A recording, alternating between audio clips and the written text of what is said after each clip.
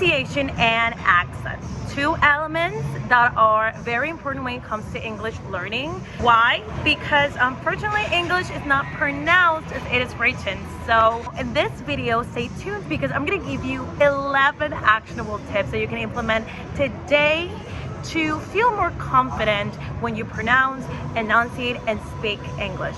Plus, you will learn new vocab. So hello, it's me, Francisca from English to Thrive. You can follow me here on Instagram. And by the end of this video, I want you to feel less anxious, more confident, and more certain about the words that you pronounce as a professional. So don't forget to subscribe and like the video so we can reach even more professionals in the algorithm. Now, before we start, I do want you to grab some piece of paper and pen because this is going to be a juicy training on pronunciation. So you're going to want to make some notes. Now, as an English confidence coach, a professional interpreter, I've created my own system because I've realized that even without being in an English speaking scenario, I developed this native-like accent and pronunciation. So people always ask me, like, how do you do it? So this is what I'm going to teach you today. Now, tip number one, this is very, very important. Watch what you listen to. Every song that you listen, every meeting you're in, every person that you listen, you absorb everything. So if you're constantly listening to, for example, like people that don't have a good accent, don't have a good pronunciation, that have sort of like broken English, you are not going to imitate the right sound. And this is not to shame anyone that has like not a good accent, because you don't have to have the perfect accent, but you have to be careful what you listen to, because what you listen to is what enters your brain and how you ultimately speak. You do have to listen to native English speakers or people that have native-like accents so you can speak like them. Now, inside of my program, English Confidence Method, my students know that sound is a priority. It's so important. And we actually have a pronunciation system that's based on sound, based on memory, phonetics, and inside of the phonetics, we have something that's called the in-between vowel state that I will explain a little bit later. But basically, we teach it in a way that's super simple, no weird symbols, no weird tables. That's not how I learned. I learned everything by listening and by also keeping in mind the vowels. Let's say that we have a word like phonetics. So if you listen to the word phonetics, first of all, you'll see that the PH sounds like an F. And that's something that you have to keep in mind by memory. You already have to know that the PH will be an F. Phonetics. And then the ICS part, if you listen to intensely, you don't pronounce it as phonetics or phonetics. It's like between the I and the E. Phonetics. Phonetics. Now, at first it can be a little bit tricky, so, you know, be kind to yourself, be patient, but if you repeat it, phonetics, you will know that there's an in-between vowel state there, and this system will help you speak like a native English speaker. I do have an amazing free guide that you can download below, and it's based on the fantastic pronunciation system with simple exercises that you can download now. If you have any questions or any comments, feel free to write them below. Number two, ask Google.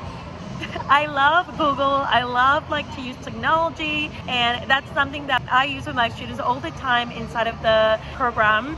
And by the way, if you want to know more about it, you can book a call below. It's free. We can have a chat and see if you're a fit for the program.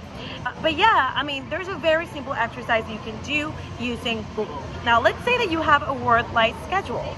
Then what you would do is just go to Google and write schedule pronunciation, and you'll have an amazing tool where you can not only listen to how the word is pronounced, both in American and British accent. Let's focus on the American accent.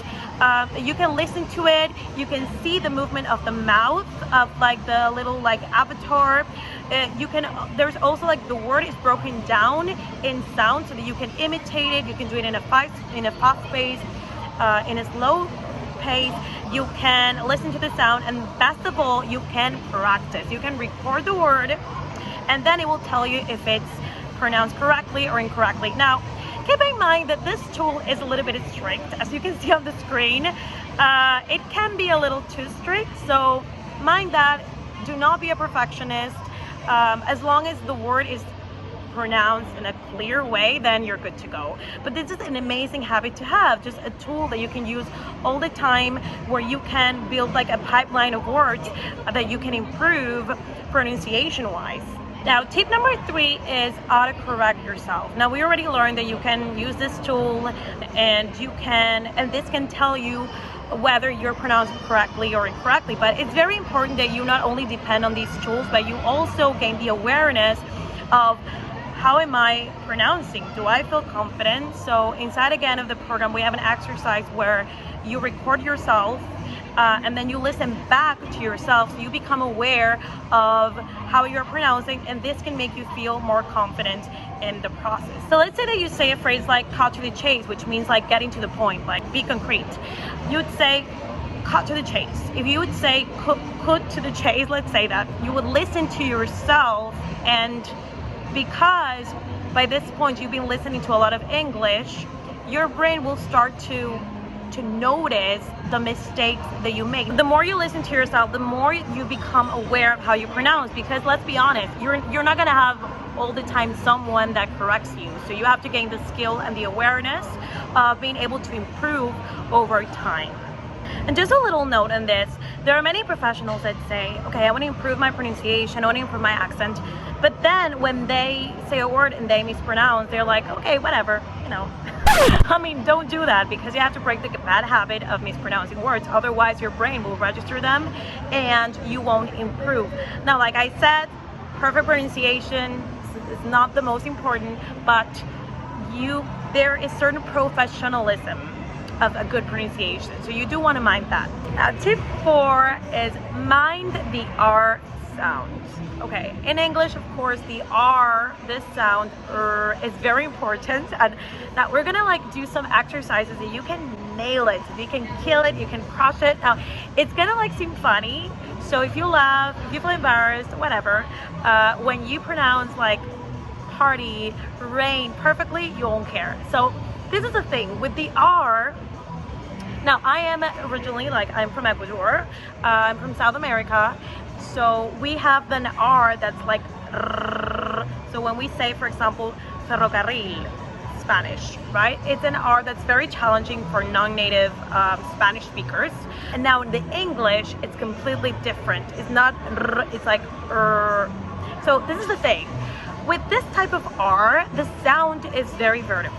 So it's like and if you make the sound, it's more horizontal. So if you have this R, if you say rain, keep in mind that the mouth positioning is more vertical, rain. And also it's like the tip of the tongue. It's like when you say rain, rain, it goes like to the top of like the inside of your mouth. And I'm sorry if I'm not anatomically explaining it the best way. Now let's take this phrase.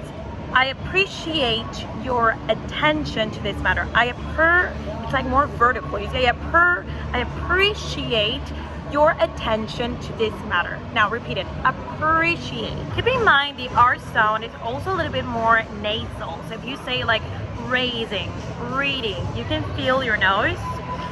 It's a little bit nasal. Now, before we go on to the next tip, I would love to know where you're from. Comment below. I'm from Ecuador, South America. Yes, I'm a non-native English speaker. So comment below. Maybe I'll visit your country. Now, tip 5 is link words. Now, in native like American English, people tend to speak fast. Americans tend to speak fast. And if you have phrases such as book a call, okay, let's say you're in a meeting and then you are wrapping up the interview and then you're like, contact me, book a call. Okay, book a call. You don't say it like book a call. You say it like book a call, right? So a small like tip I can give you is like clap, okay? Because in that way your brain and your mind will associate the clapping to like saying the phrase one at a go. So it's like book a call. Or this phrase, thanks for reaching out. If you're like, okay, thanks for reaching out, meaning like thank you for contacting me, that's what it means. Thanks for reaching out. So it's like you do, thanks for reaching out.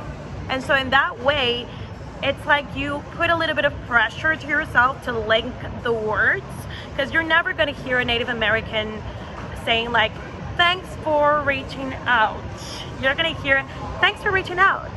So you have to be also aware of the pace so you're not confused, and you can say it as well. Now try it yourself. Now let's take this phrase, and I told you were gonna learn new vocab. And this phrase, like to get down to business, which means to start discussing the subject that you intend to discuss, like to get down to business.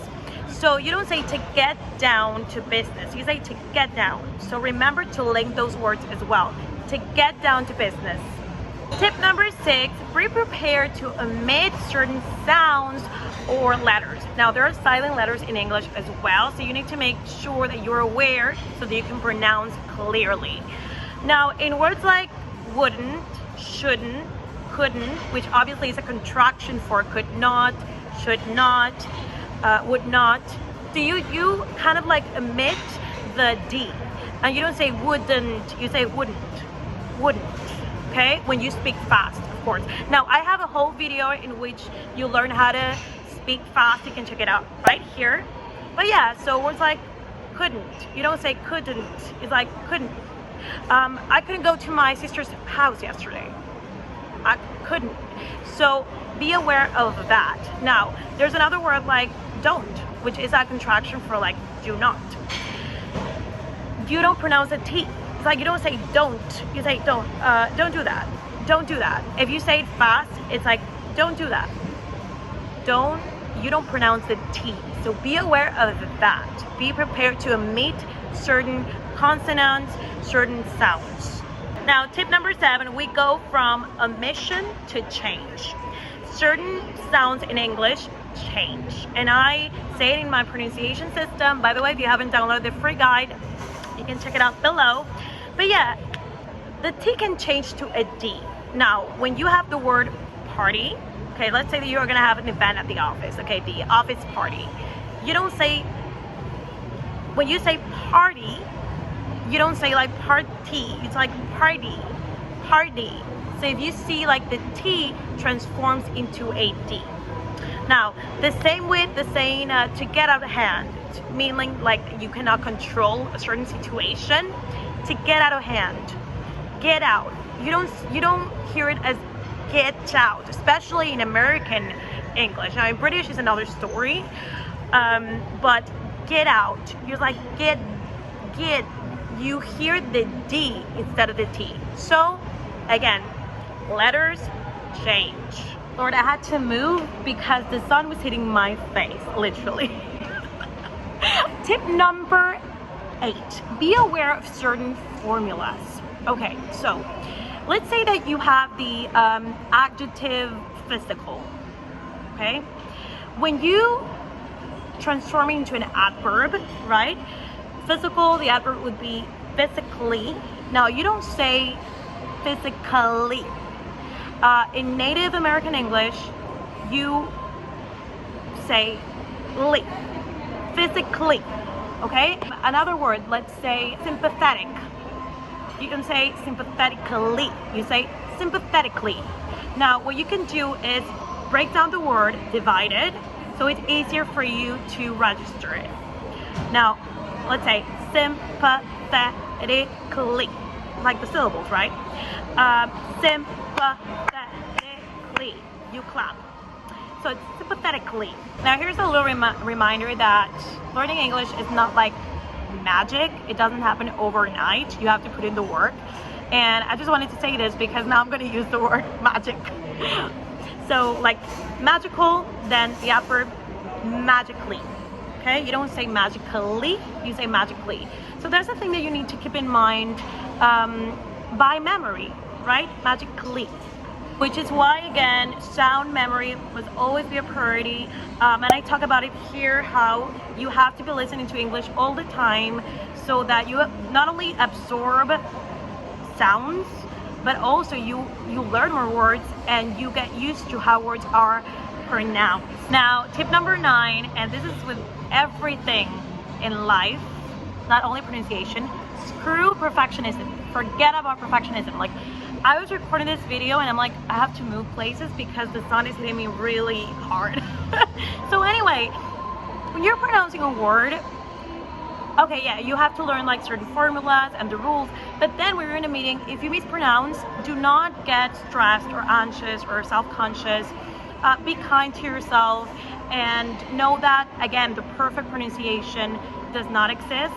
So again, forget perfectionism, do what you can and move on. The most important thing, again, is that you are understood. Okay, that communication is clear. If you're not understood because your accent is just strong, then we have a problem, okay? So mind that. Now, before I reveal the last 2 tips, I want to know, like, what have you thought about these tips? Have you heard about them before? Are you implementing them? Because it's important that you take action. Action brings confidence. So comment below and I'll make sure that I help you and I give you some extra support. Now, tip number 10 is mind the intonation. So in communication in English, especially professional communication, you don't only have to be aware of the words you're saying, but how you are saying them. So, for example, as a South American, whenever I talk, we tend to change the pitch a lot. We tend to it rises and it falls. It's like a dance, right? In English, there's a little bit of less of that, but you don't want to sound like a robot, right? So if you say a sentence like, let's call it a day. Yeah, you know what? I think we need to call it a day because it's already pretty late.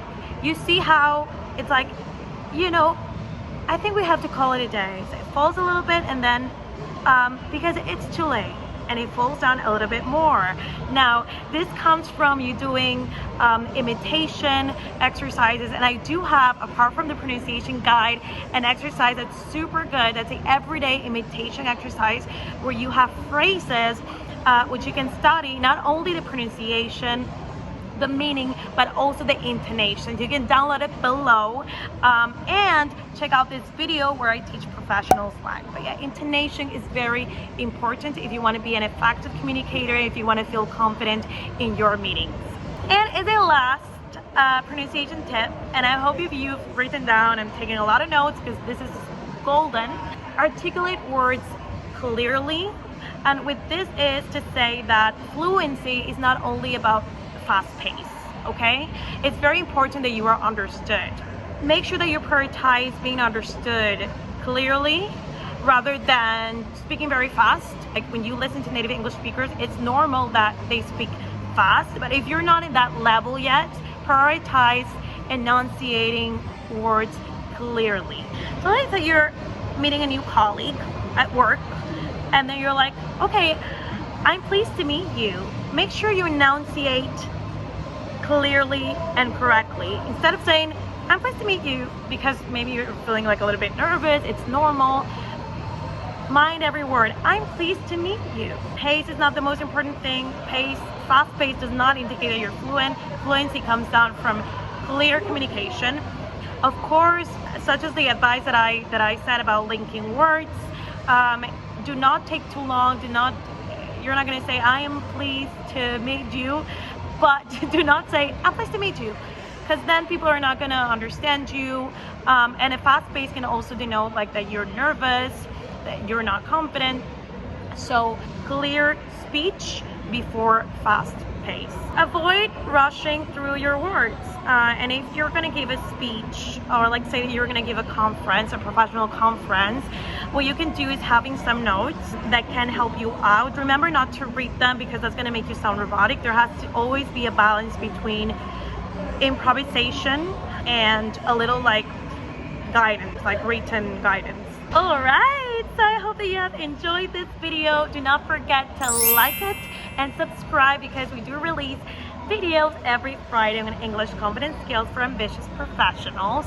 And we do have spots, as you can see in my calendar, so you can book a free strategy call below.